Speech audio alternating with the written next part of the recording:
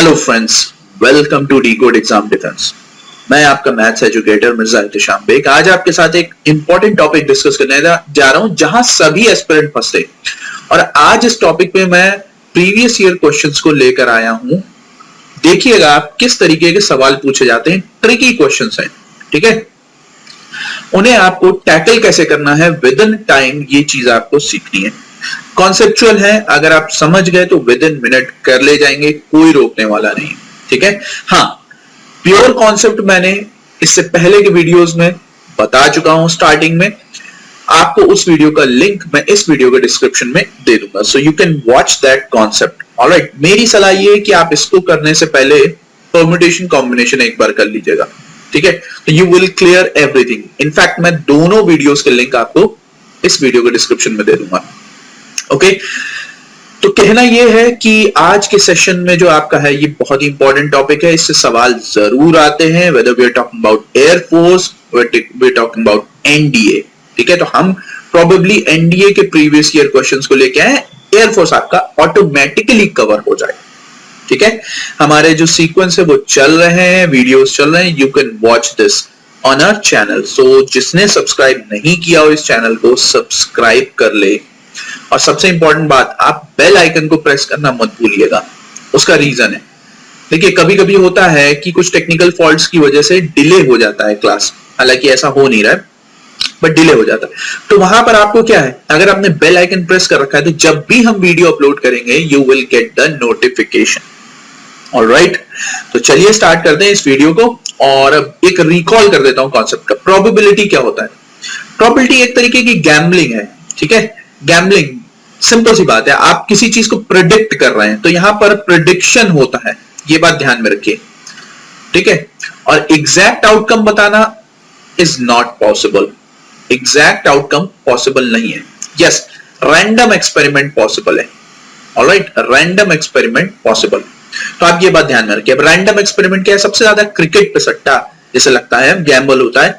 तो आप क्या करते हैं बताते हैं, जैसे चलिए सपोज करिए 4 का 7, 7 का 4, 7 का 4, 7 का 4। इसका क्या मतलब है? इसका मतलब है 7 टोटल इवेंट्स हैं जिन्हें कंसीडर किया है गैम्बलर ने, उसमें से 4 फेवरेबल आउटकम है। फेवरेबल आउटकम का मतलब है विन ज्यादातर केसेस में होता है, ठीक है। तो इसका मतलब है 7 में से 4 बार विन होगा तो 3 बार क्या होगा? लॉस होगा। तो हम यहां पे तभी तो कैलकुलेट करके बोलेंगे टोटल पॉसिबल आउटकम कितने? 7। तो हम सिंपल सी बात है, हमने एक प्रैक्टिकल अप्रोच देखी, अब हम फॉर्मूला प्रोबेबिलिटी का होता है sample point upon sample space, बस इतना याद रखिए। अब आपके दिमाग में चल रहा होगा ये क्या भला है, तो अभी मैंने बताया ना, sample point is favourable outcome after the event occurred, यानी किसी घटना के घटित होने की संभावना, and sample space is all the possible outcome, all the possible outcome, ठीक है। तो ये बात ध्यान में रखिए, ऑलराइट। और आपको ये भी पता होना चाहिए कि probability of occurring an event and probability of never occurring an event must be equal to 1। तो कहने का मतलब ये है कि अगर आपसे कभी नेवर का पूछा जाए तो आप ऑलवेज वाले को 1 से सब्ट्रैक्ट कर दो, you will get the value. इस केस से यह भी साबित होता है कि your probability will never go beyond 1, यानी आपकी प्रोबेबिलिटी की रेंज होगी 0 से 1 के बीच में। क्लियर? आई होप आप सभी को ये क्लियर हो गया होगा। तो पसंद आया तो एक लाइक जरूर बनता है, ठीक है। तो चलिए अब हम चलते हैं क्वेश्चंस की तरफ और देखते हैं हमारे एग्जाम में किस तरीके के सवाल पूछे गए थे। पहला सवाल आप देखिए, पहला सवाल आपका कह रहा है 5 कॉइन्स आर टॉस्ड। अच्छा, इसमें जो क्वेश्चंस पूछे जाते हैं वो कॉइन्स पे, डाइस पे, यानी लूडो जो आप खेलते थे, और आपका कार्ड्स पे, इन सब पे क्वेश्चंस पूछे जाते हैं, ठीक है। मार्बल्स पे, इन सब पे, बॉल्स पे, ये सारी चीजें क्वेश्चन पूछे जाते हैं। तो चलिए हम कॉइन्स के क्वेश्चन से स्टार्ट करते हैं। कह रहा है 5 coins whose faces are marked 2, 3। ठीक है भाई, 5 कॉइन्स हैं, एक पे 2 है, एक पे 3 है। What is the probability of obtaining 12? तो सबसे पहली बात, 5 कॉइन्स है, ये बात ध्यान में रखिए। तो 5 कॉइन में सैंपल स्पेस क्या हो जाएगा? 2 to the power 5, यानी सैंपल स्पेस हो जाएगा आपका 32। अब यहां पे समझिए कि कितने पॉसिबल आउटकम्स बनेंगे। तो देखिए यहां पे 2, 2, 2, 3, 3, देखो 12 हो रहा है, 6 + 6, ठीक। अब देखो यही शफल करेगा, 2, 2, अब 3 यहां पर आ जाएगा, दोनों 2, ठीक है। इसी तरीके से ये पांचों स्पेसेस जो है आपस में शफल करेंगी, ये बात ध्यान में रखिए। हो सकता है 2 3 2 2 2 सॉरी 3, ओके, हो सकता है 2 2 3 3 2। तो इस तरीके से अगर हम कैलकुलेट करेंगे तो हमारे टोटल 10 आउटकम्स बनेंगे, ये बात ध्यान में रखिए, 10 आउटकम्स बनेंगे। तो कहने का मतलब ये है कि 10 फेवरेबल इवेंट होंगे, उसमें 32 के ऊपर, तो 2 5 और ये 16, यानी 5/16 is the correct answer. Clear हुई बात? आई होप आप सभी को ये समझ में आ गई होगी, ठीक है। तो चलिए स्टार्ट करते हैं नेक्स्ट क्वेश्चन। अगला सवाल देखिए, बहुत अच्छा सवाल है। कॉइन इज टॉस्ड 3 टाइम्स, 3 बार टॉस किया गया। आपके दिमाग में आ गया sample space 2 to the power 3 है, बहुत अच्छे। What is the probability of getting head and tail, यानी इस तरीके से, और टेल एंड हेड इस तरीके से ऑल्टरनेटली, यानी कहने का मतलब है आप हेड टेल हेड होना चाहिए या टेल हेड टेल। तो बाकी के पॉसिबल केसेस क्या हैं? Head head head, tail tail tail, head head tail, tail tail head. कितने हो गए भाई? 1 2 3 4 5 6, 3 3 6, ठीक है। अब यहां पे क्या बचा हुआ है देख लीजिए भाई, हेड हेड हो गया, हेड हेड टेल, भाई 2 बार हेड भी तो आएगा, और हेड टेल टेल। तो आपके 8 आउटकम्स में से सिर्फ 2 ही ऐसे आउटकम है जो मैच कर रहे हैं ऑल्टरनेटली, अदरवाइज कोई भी नहीं है। ये है, ये है, ये नहीं है, ये नहीं है, ये नहीं है, ये नहीं है, यानी टुगेदर हो रहे हैं। ऑल्टरनेटली का मतलब क्या है? एक पर हेड आए, दूसरे पर टेल आए, तो 2 आउटकम आउट 8 पर, यानी 1/4 प्रोबेबिलिटी है। That's a really good and conceptual question. क्यों? क्योंकि ये सेकंड स्लॉट्स में पूछा गया था। स्लॉट्स का मतलब है कि दो पार्ट में एग्जाम होता है। पहला सेशन होता है आपका अप्रैल वगैरह में, उसके बाद जो है आपका सितंबर, ठीक है। चलिए स्टार्ट करते हैं नेक्स्ट सवाल। अगला सवाल बहुत ही अच्छा सवाल है, इसमें आप उलझ जाएंगे और तुरंत छोड़ के आगे बढ़ जाएंगे। क्यों? क्योंकि ये 4 लाइन का है। देखिए 4 लाइन का वर्ड प्रॉब्लम है, तो मैं आपको सिंपल तरीके से समझाता हूं। देखिए, an aircraft has 3 engines A B C, ठीक। The aircraft crashes if all the 3 engines fail. अगर एयरक्राफ्ट के तीनों इंजन फेल हो जाते हैं तब वो क्रैश कर जाता है। तो पूछ रहा है the probabilities of failure are, यानी जो फेलियर की प्रोबेबिलिटी है, यानी हम बता देते हैं 3/100, ठीक है।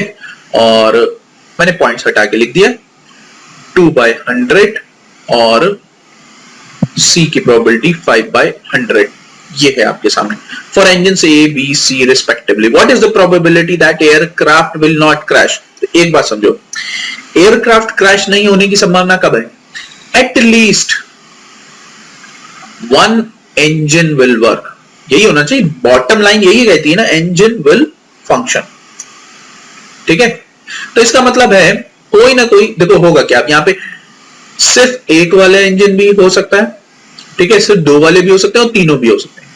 ऑलराइट, क्रैश नहीं करेगा तो ये पॉसिबिलिटी तो बिल्कुल नहीं। यानी तो हम यहां पे क्या करेंगे, probability of crashing and probability of never crashing, ठीक है, इज इक्वल टू 1। अब आपको पता है प्रोबेबिलिटी ऑफ नेवर क्रैशिंग चाहिए, तो आप 1 माइनस प्रोबेबिलिटी ऑफ क्रैशिंग कर दीजिए। तो यहां पर तीनों इंजन फेल है, यानी 3.03 into 0.02 into 0.05 will be the probability of crashing।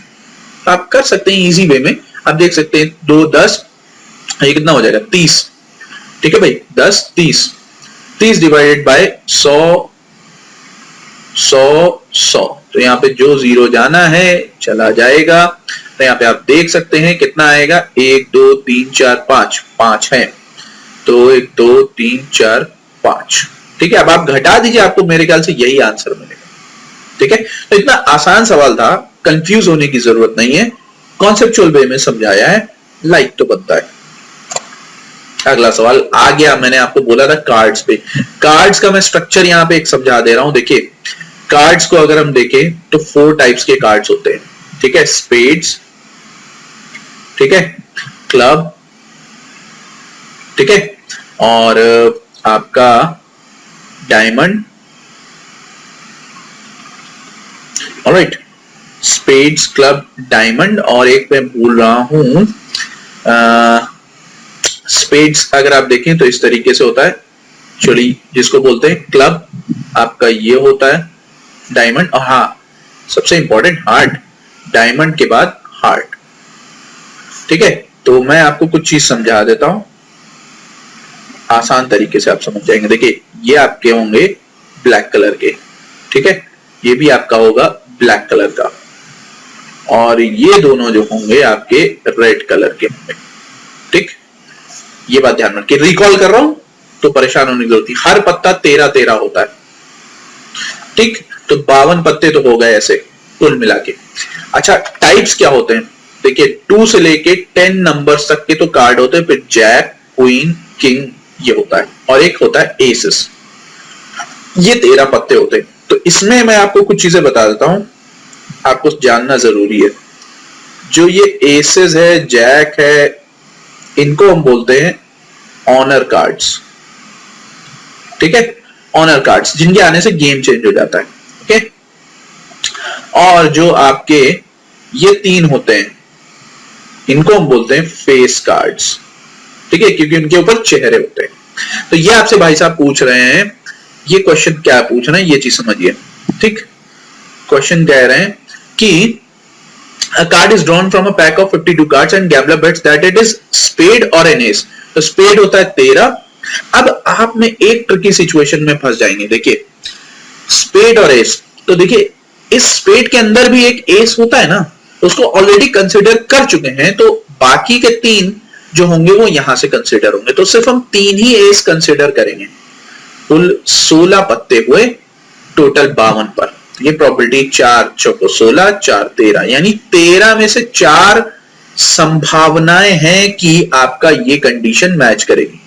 तो वो पूछ रहा है विनिंग अगेंस्ट दिस ऑड, तो इसका मतलब है क्या हो जाएगा, 9 2 4, विनिंग अगेंस्ट ना, तो अगेंस्ट 9 है ना 4 के मुकाबले, विन तो आपका ये है ना।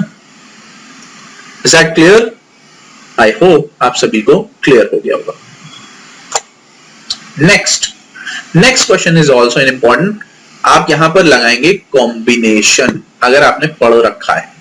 अ box contains 10 identical electronic component, ठीक है 10 है, इन विच 4 आर डिफेक्टिव, 4 जो है डिफेक्टिव है, तो 6 क्या होंगे, फाइन, करेक्ट, वर्किंग पोजीशन में।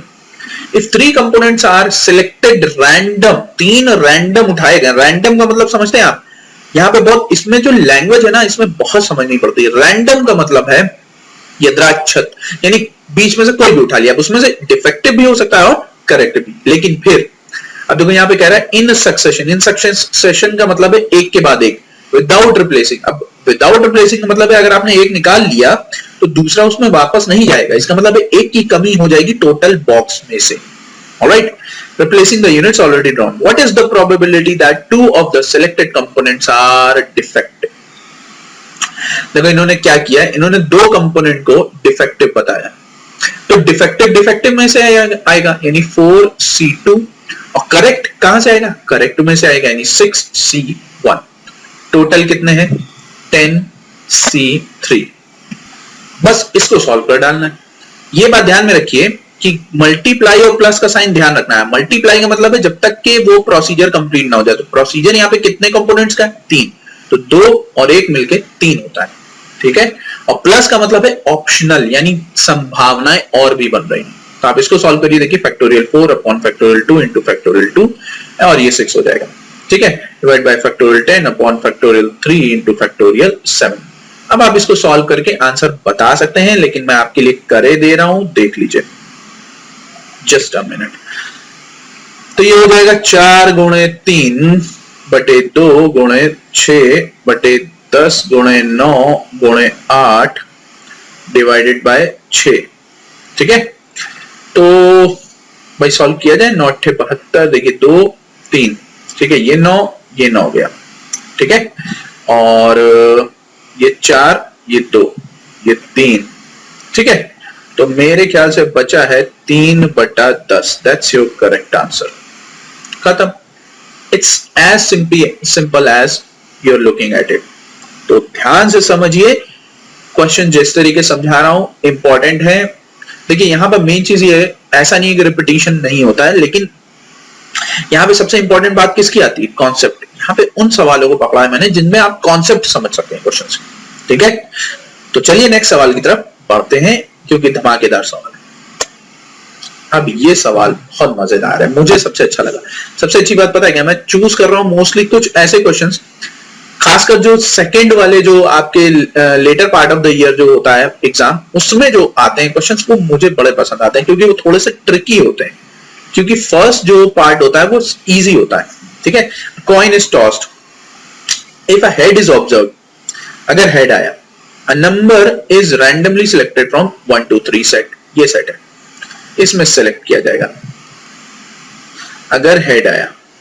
ठीक, और if a tail is observe, the number is randomly selected this, either head will come और टेल विल कम.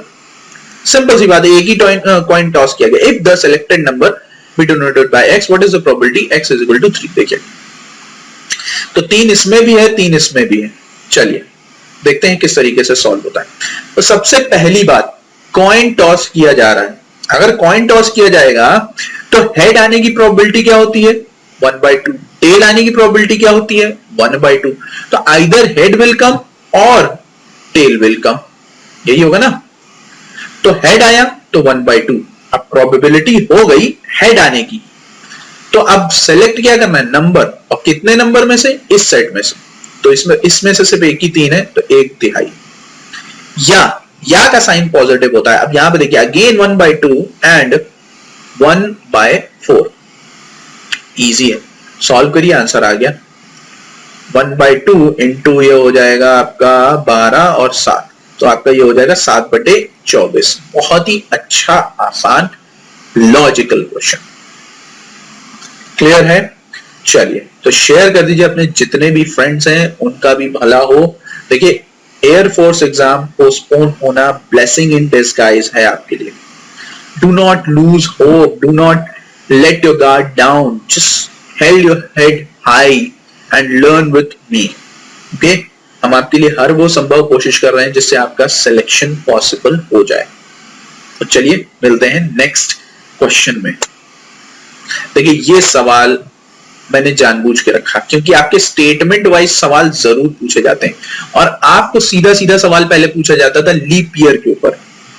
इसमें थोड़ा सा ट्रिकी कर दिया है. So let's see how this question works. कह रहा है the probability there are 53 Sundays in a leap year is twice the probability that there are 53 Sundays in a non-leap year. देखो लीप ईयर और non leap year, तो leap year में 366 दिन होते हैं, एक एक्स्ट्रा. नॉन लीप ईयर में 365. तो जब आप देखेंगे कितने वीक्स हैं, तो पहली बात ये चीज समझिए, अगर नॉन लीप ईयर में देखें तो आपको साफ साफ मिलेगा 7 पंजे 35, 7 दूनी 14, यानी 52 वीक्स और 1 डे एक्स्ट्रा.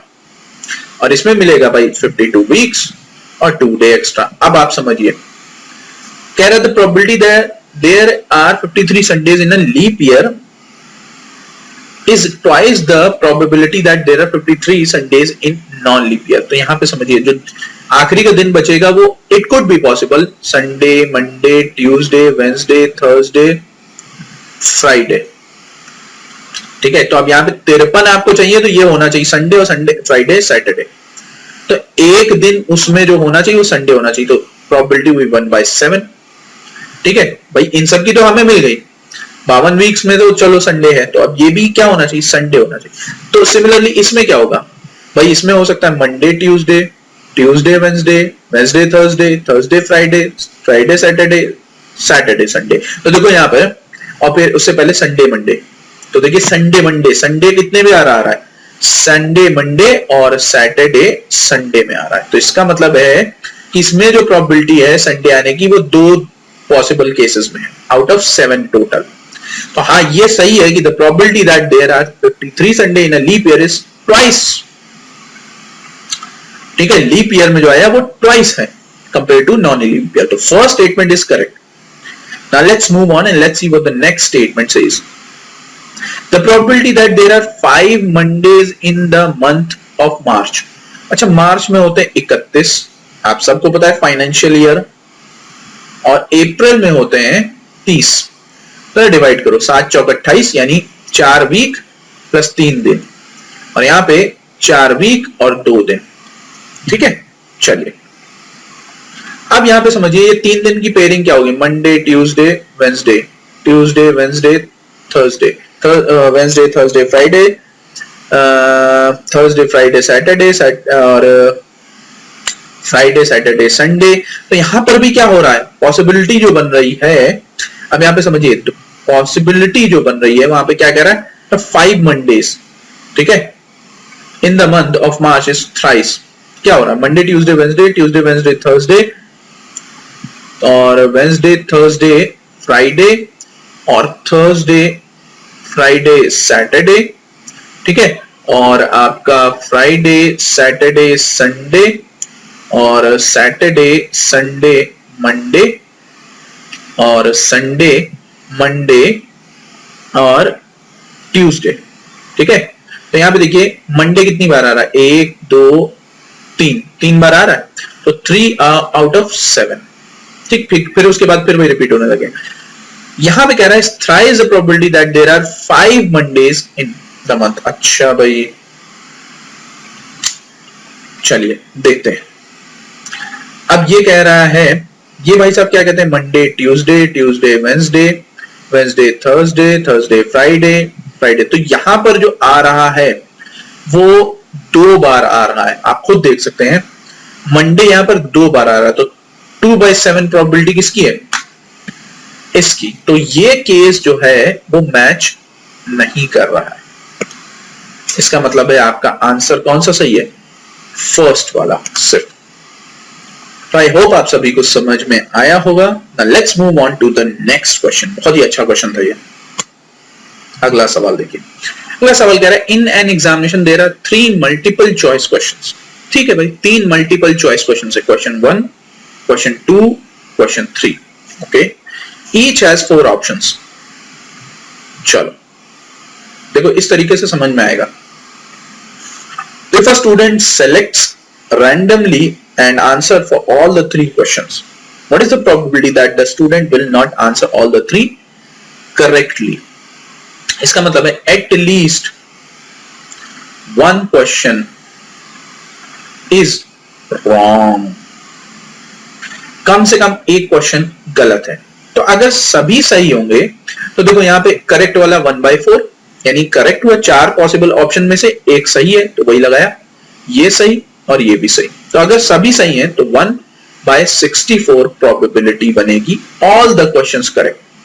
अब यहां पर एटलीस्ट 1 गलत का मतलब क्या है कि कोई ना कोई एक गलत होगा ही होगा। ठीक है, ऑल द 3 करेक्शन करेक्टली। ठीक है, तो इसका मतलब है कि हम यहां पर probability of occurring and probability of never occurring is equal to 1 लगा सकते हैं। तो हम यहां पे सभी सही वाले को घटा देंगे and we will be getting the answer as 63/64. It was the piece of cake question. अगर आप क्वेश्चन का कंक्लूजन निकाल ले रहे हैं तो कोई दिक्कत नहीं होने वाली आपको समझने में। उसने सिर्फ साथ साथ क्या, what is the probability that student will not answer all the 3 questions correctly? उसने कहा तीनों क्वेश्चन सही नहीं होने चाहिए। अब इसका कंक्लूजन क्या है, हो सकता है कोई भी ना सही हो, तो वो एम्फेसाइज किस पे कर रहा है, सही नहीं होने पे। Alright, I hope you all have got my point. Next देखो, बहुत अच्छा क्वेश्चन, इस टाइप के सवाल मुझे बहुत मजेदार लगते हैं। देखो कह रहा है there are 4 letters, 4 direct envelopes. देखो लेटर 1, लेटर 2, लेटर 3, लेटर 4, ऐसा कुछ हुआ कि ना, चार्ट बना लो, एनवेलप 1, एनवेलप 2, एनवेलप 3, एनवेलप 4। तो 4 letter 4 places, 1 2 3 4। What is the probability that the letter are inserted into the corresponding envelope? अब इसका मतलब क्या है, यानी वो सही एनवेलप में जाने चाहिए। तो सही एनवेलप का मतलब क्या है, आपको पता है कौन से एनवेलप में डालना है, तो आप यहां पर सोचिए। अब ये, पर हम तो यहां पे पॉसिबल केसेस देखेंगे ना, हम तो यहां पे देखेंगे कि अगर सब सही जा रहे हैं, सपोज करो L1 E1 में, L2 E2 ये, लेकिन जो संभावनाएं बनेंगी वो क्या बनेगी, हो सकता है चारों लेटर इसमें आए, हो सकता है तीनों लेटर, बाकी बचे हुए 3 लेटर इसमें है, फिर 2 इसमें, फिर ये। तो यहां पर जो सैंपल स्पेस होगा वो आपका फैक्टर, ठीक है, और करेक्ट इंसर्टेड एनवेलप होगा वो 1/4 होगा, ठीक है। यानी आपका एक ही संभावना बनेगी जिसमें सही सही सब चला जाएगा। आई होप आपको क्लियर हुआ होगा and your answer is 1/24। Got it? चलिए चेक करते हैं अगले सवाल की तरफ, क्या कह रहा है। बहुत ही अच्छा सवाल है। देखिए, there is a point inside a circle, एक सर्कल में एक पॉइंट है, हमें नहीं पता what is the probability that this point is close to circumference then to the centre. अब डायग्राम अगर मैं बनाऊं तो ये तो आपका क्या हुआ, रेडियस, ठीक है, सपोज करिए रेडियस। इसका मतलब है वो जो पॉइंट होना चाहिए वो आपके मिड पॉइंट से आगे होना चाहिए, बस इतना होना चाहिए, मिड पॉइंट से आगे हो। यानी ये हम देखें तो ये r/2 होगा, है ना भाई, क्योंकि वो सर्कमफ्रेंस के क्लोज तब होगा जब वो इस मिड पॉइंट को पार करेगा। तो अगर हम देखें तो यहां पर हमें इतने एरिया का चाहिए, यानी इतने एरिया में कहीं पे भी हो सकता है वो पॉइंट, है ना, इतने एरिया में कहीं पे भी वो पॉइंट हो सकता है। तो अगर हम प्रोबेबिलिटी निकालना चाहते हैं इवेंट की, तो इवेंट कह रहा है कि यहां पर नहीं होना चाहिए। तो हम क्या करें, टोटल एरिया जो है एक सर्कल का, उसमें से हम आधे वाले सर्कल को घटा दें, तो हमें जो ये एरिया मिलेगा इसी में से कोई भी होगा। यानी हम देखें तो 3πr²/4 में से हो सकता है ना, इसको सॉल्व करने के बाद। और संपूर्ण एरिया क्या है, πr²। बस देखिए यहां पे कितना आसान सवाल था, 3/4। That was your really good question. I hope आप सभी को समझ आया होगा ये सवाल। चलते हैं नेक्स्ट सवाल की तरफ। ये सवाल मैं आपके लिए छोड़ रहा हूं। It is the homework question and I want all of you to do this question and put the answer in the comment box. आप इस सवाल का उत्तर दीजिए मुझे इस वीडियो के कमेंट बॉक्स में, ठीक है। तो फिलहाल के लिए इस सेशन को मैं यहीं तक रखता हूं। जब हम नेक्स्ट वीडियो में मिलेंगे, नेक्स्ट क्लास में मिलेंगे, तो कुछ और सवालों को डिस्कस करेंगे। आप अपने टॉपिक भी मुझसे शेयर कर सकते हैं कि कौन सा टॉपिक आप पढ़ना चाहते हैं, ठीक है।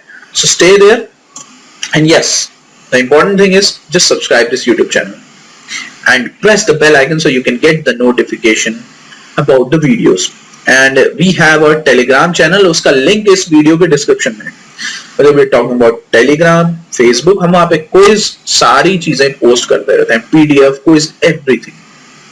Okay, so you can watch and learn from there. So till then, keep watching Decode Exam Defense. Thank you. Jai Hind.